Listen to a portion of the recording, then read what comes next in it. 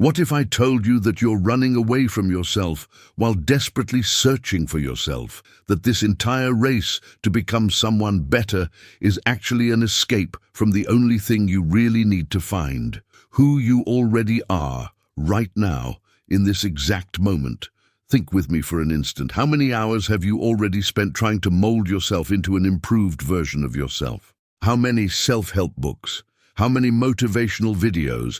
How many promises made in the mirror that tomorrow you'll finally begin? And how many times have you woken up with the same feeling of incompleteness, as if there were an insurmountable distance between who you are and who you should be? Here's the truth no one wants to tell you. That distance never existed. It's an illusion you created yourself, fed and transformed into a prison. Alan Watts, the philosopher who dared to question the foundations of Western thought, spent his entire life trying to show us something revolutionary and at the same time too obvious for us to see. He said we're hypnotized by a dangerous idea, the idea that we are unfinished projects, drafts waiting for a final version that never comes. We live in a society obsessed with the future. Since childhood, they taught you to prepare for something that doesn't exist yet. Study to have a good future. Work now to relax later. Sacrifice yourself today to be happy tomorrow. And you bought that story completely. You learned to postpone your own life, transforming the present into an infinite waiting room. But here's the cruel paradox. The future you so eagerly await never becomes present, because when it arrives, you're already obsessed with the next future. It's like trying to reach the horizon by running toward it. The faster you run, the further it moves away. You're on an existential treadmill, burning energy to remain in the same place. And worst of all, you think the problem is you, that you're not trying hard enough, not being disciplined enough, not following the right method. Modern culture sold you the idea that you are a problem to be solved. Look at the self-transformation market. Millions of products promising to fix you, improve you, optimize you, as if you were outdated software needing an upgrade. But have you stopped to question that premise? Who decided you're broken? Who established the standard of what it means to be complete?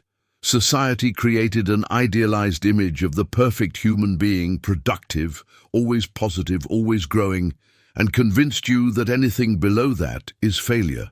And you, without questioning, accepted that condemnation. You started comparing yourself to that impossible fantasy and felt inadequate. But here's the liberating truth that Watts tried to make us see, that perfect image doesn't exist anywhere except in your tormented mind. Now answer me honestly. What if you were already complete, exactly as you are? What if this frantic search to become someone better was just a sophisticated form of rejecting who you are now? Let that really sink in. Have you noticed that the person you want to become in the future is just a fantasized version of who you already are? It's you with some cosmetic adjustments, some additional skills, some fewer traumas. But the essence, the consciousness that observes all of this remains untouched. You're not trying to become another person. You're trying to become an edited version of yourself. And here's the irony. By rejecting who you are now in favor of that future version, you guarantee you'll never get there. Because when the future becomes present, you'll simply create another future version to chase. It's an endless game you can never win, because the rules were designed to keep you playing forever.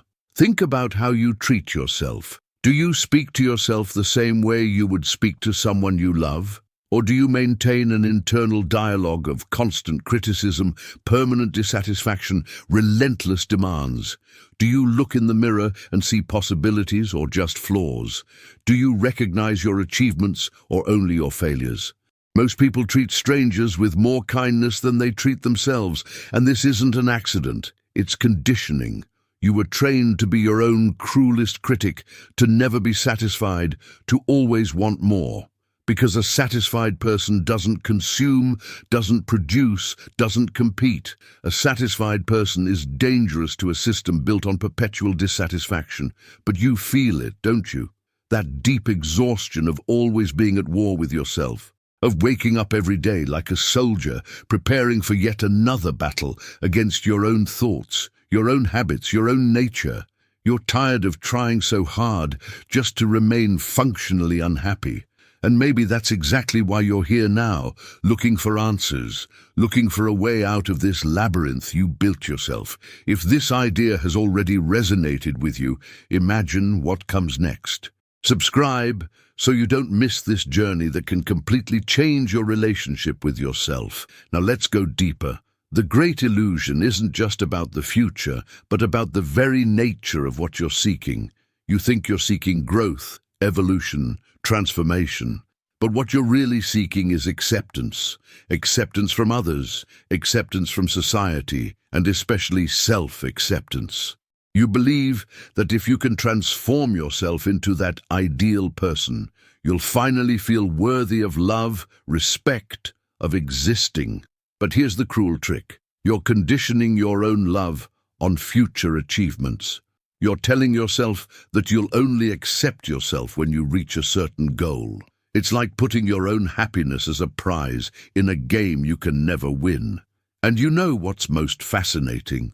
The qualities you seek to develop, the peace you seek to achieve, the confidence you seek to build, all of this already exists within you, not as future potential, but as present reality that you choose to ignore. You've already had moments of absolute peace. You've already experienced genuine confidence. You've already felt love, joy, deep satisfaction. But instead of recognizing that these qualities are part of your essential nature, you treat them as rare events, happy accidents that need to be conquered through Herculean effort. Watts constantly reminded us of something that Eastern philosophies have known for millennia. You are not a separate ego trying to improve. You are the entire consciousness of the universe, experiencing itself through this particular form.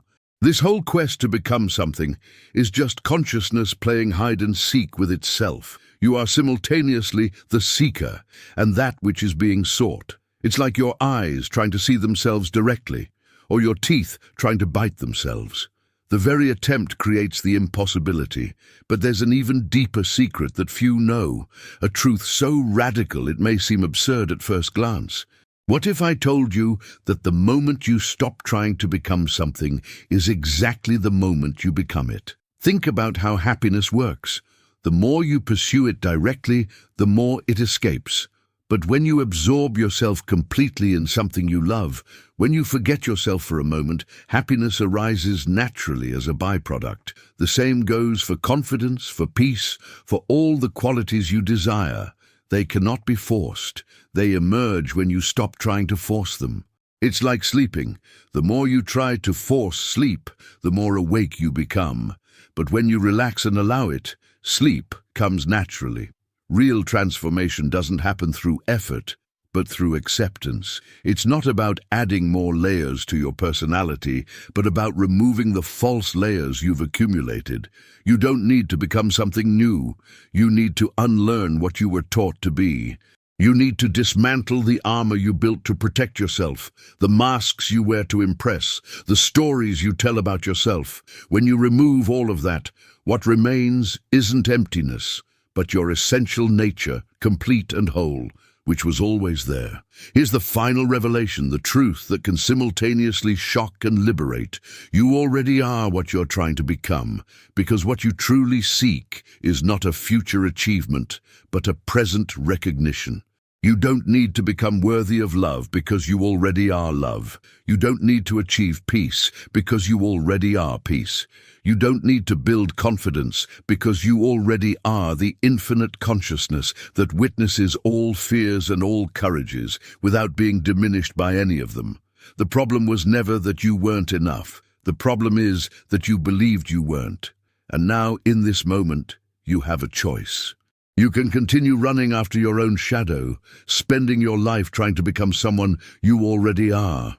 Or you can stop, simply stop, breathe, and recognize that you, exactly as you are now, with all your perceived imperfections, with all your fears and doubts, You are already the perfect manifestation of universal consciousness in this exact moment.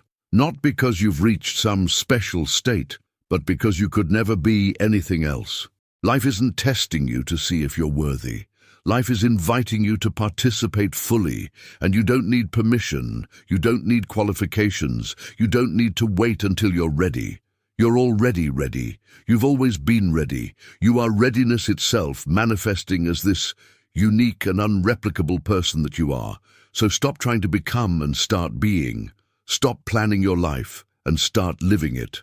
Stop waiting for the perfect moment and recognize that this moment, with all its apparent imperfection, is the only perfect moment you'll ever have, because it's the only real moment. Everything else is imagination, projection, fantasy, and you've been spending your real life chasing fantasies instead of embracing the extraordinary reality that's right in front of you. This is the message that Watts tried to deliver through all his words, all his lectures, all his teachings. Wake up from the dream that you're incomplete. Recognize the completeness that has always been here. And then, paradoxically, when you stop trying to change, true transformation happens. Not because you became something new, but because you finally allowed what you always were to shine without obstacles.